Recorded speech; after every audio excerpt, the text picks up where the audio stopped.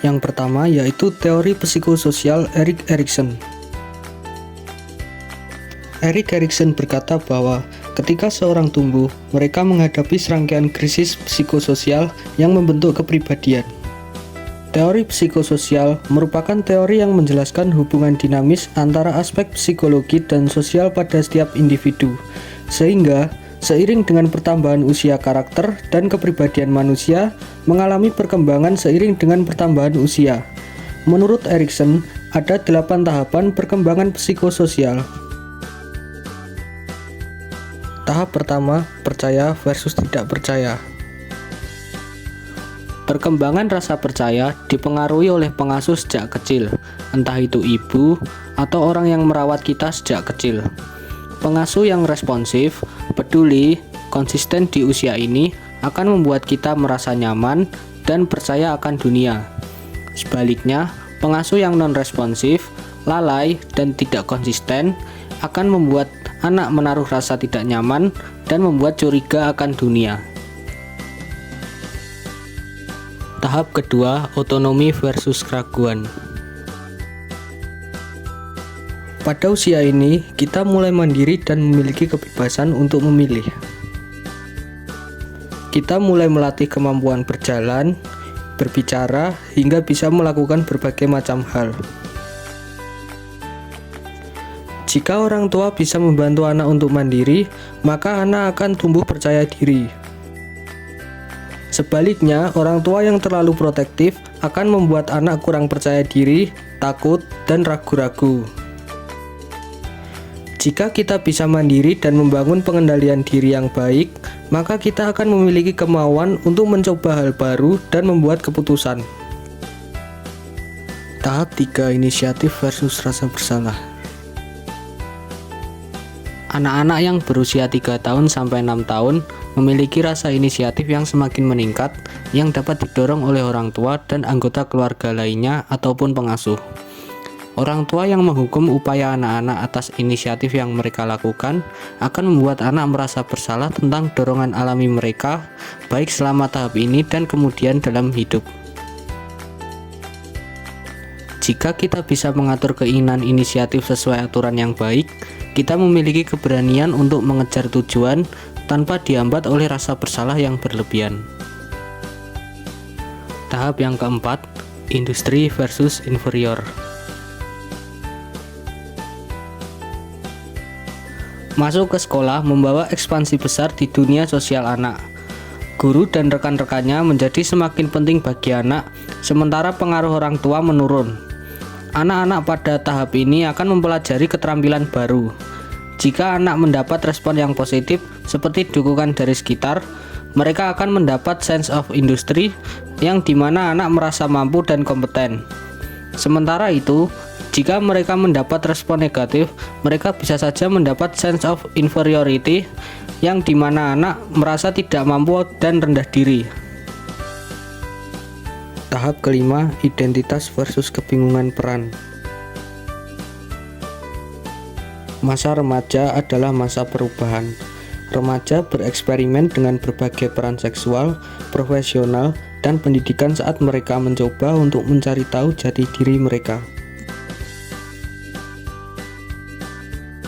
Pada tahap ini, jika mereka bisa mendapat jati diri mereka, jati diri tersebut akan dipertahankan sebagai identitas diri mereka. Sebaliknya, jika mereka gagal, mereka akan mengalami kebingungan peran atau krisis identitas. Tahap ke-6, tahap keintiman versus isolasi. Setelah kaum muda mengetahui siapa mereka dan kemana mereka akan pergi, tahap ini ditetapkan untuk berbagi kehidupan mereka dengan orang lain. Orang dewasa muda sekarang siap untuk membentuk hubungan baru yang penuh kepercayaan dan keintiman dengan individu lain. Hubungan ini harus meningkatkan identitas kedua pasangan tanpa menghambat pertumbuhan keduanya. Orang dewasa muda yang tidak mencari keintiman seperti itu atau yang berulang kali mencoba mungkin akan menarik diri ke dalam isolasi. Tahap 7, generativitas versus stagnasi. Di usia ini kita mulai memikirkan mengenai keturunan kita selanjutnya. Keberhasilan di tahap ini ditandai ketika kita menjadi orang yang mau membimbing generasi kita selanjutnya. Jika tidak, akan terjadi stagnasi dan keengganan untuk mengurusi orang lain. Akan tercipta kepedulian di tahap ini, di mana kita mampu mengabdikan diri menjadi pengaruh baik untuk orang-orang yang selanjutnya akan mengikuti kita. Tahap 8. Integritas versus keputusasaan. Di tahap ini kita akan mengevaluasi hidup kita menjelang kematian. Jika kita berhasil memiliki rasa utuh tanpa menyesal, maka akan tercipta kebijaksanaan dan kesiapan menghadapi kematian. Sebaliknya, jika kita memiliki rasa menyesal, maka akan tercipta keputusasaan dan takut menghadapi kematian. Yang kedua yaitu teori sosial Albert Bandura dan Michael Baum. Video tersebut menunjukkan bahwa orang dewasa sedang melakukan perlakuan agresif ke sebuah boneka. Kemudian terdapat anak kecil yang melihatnya mulai menirukan sebagaimana yang dilakukan oleh orang dewasa tadi.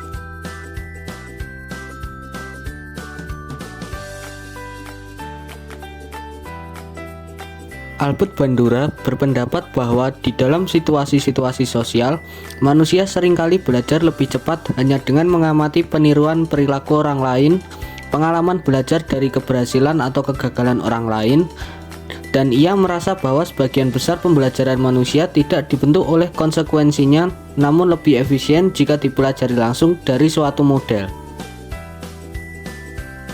Berikut merupakan tahapan-tahapan dalam pembelajaran modeling. Yang pertama, fase perhatian, yang dimana individu akan mengembangkan proses kognitif dan keterampilan perseptual mereka untuk dapat memberikan perhatian dan memahami perilaku yang ditunjukkan oleh model. Selanjutnya, fase retensi, yang dimana individu mempertahankan atau mengingat perilaku model sehingga nantinya dapat meniru atau mengulanginya di lain waktu.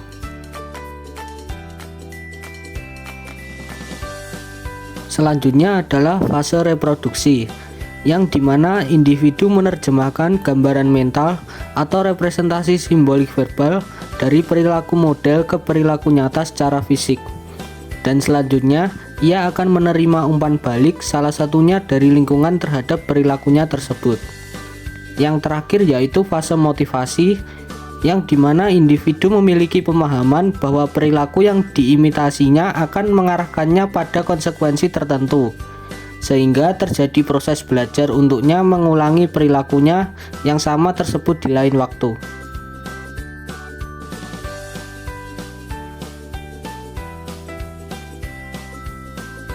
Dalam teorinya, Albert Bandura menerapkan strategi pembelajaran, yaitu pembelajaran Vicarious.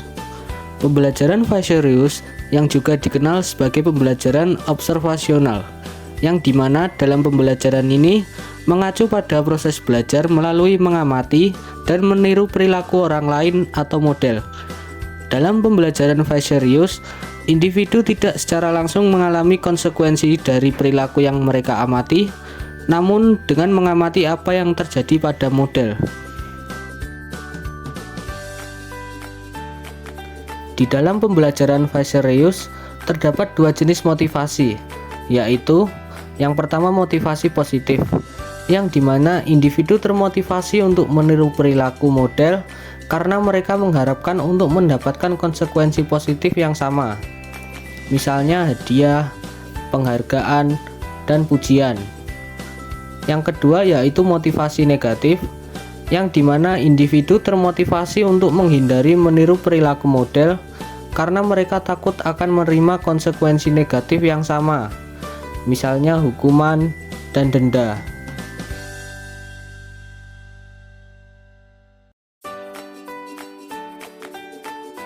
Kemudian strategi pembelajaran yang kedua yaitu pembelajaran yang diatur diri. Bandura berhipotesis bahwa orang mengamati perilaku mereka sendiri, lalu menilai perilaku tersebut berdasarkan standar mereka sendiri dan memperkuat atau menghukum diri mereka sendiri. Siswa dapat diajarkan untuk menggunakan strategi pengaturan diri untuk melakukan sesuatu dalam berbagai konteks sehingga pengaturan diri menjadi suatu kebiasaan. Tujuannya untuk memahami bagaimana, kapan, dan mengapa mereka harus mengatur diri sendiri.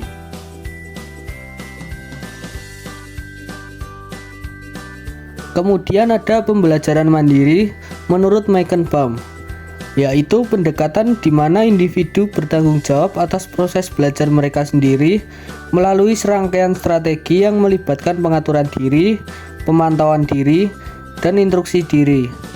Contohnya yaitu dengan memberikan siswa tugas yang panjang atau rumit dengan formulir untuk memantau kemajuan mereka.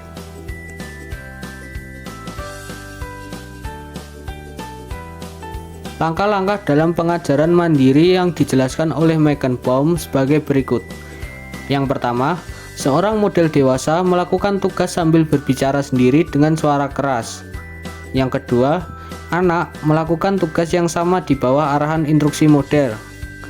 Yang ketiga, anak melakukan tugas sambil menginstruksikan diri sendiri dengan lantang. Yang keempat, anak membisikkan instruksi pada dirinya sendiri saat dia mengerjakan tugas. Yang kelima, anak melakukan tugas sambil membimbing kinerjanya melalui pidato pribadi.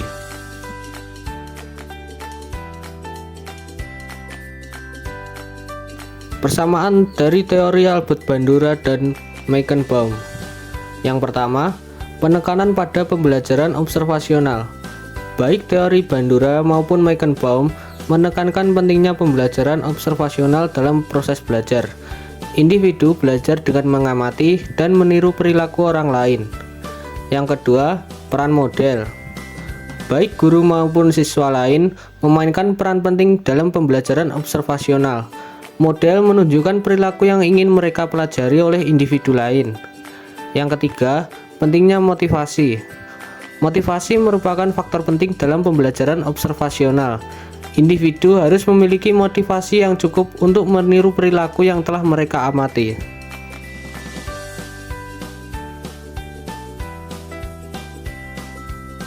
Kemudian terdapat perbedaan pada teori Albert Bandura dan Meichenbaum. Yang pertama, fokus teori. Teori Bandura lebih berfokus pada proses internal individu dalam belajar, seperti proses kognitif dan motivasi. Teori Meichenbaum lebih berfokus pada aspek eksternal dari pembelajaran, seperti desain instruksional dan peran model. Yang kedua, peran konstruksi kognitif. Teori Bandura menekankan pentingnya konstruksi kognitif dalam pembelajaran observasional. Individu tidak hanya meniru perilaku yang mereka amati, tetapi juga mengadaptasikannya sesuai dengan pemahaman mereka sendiri.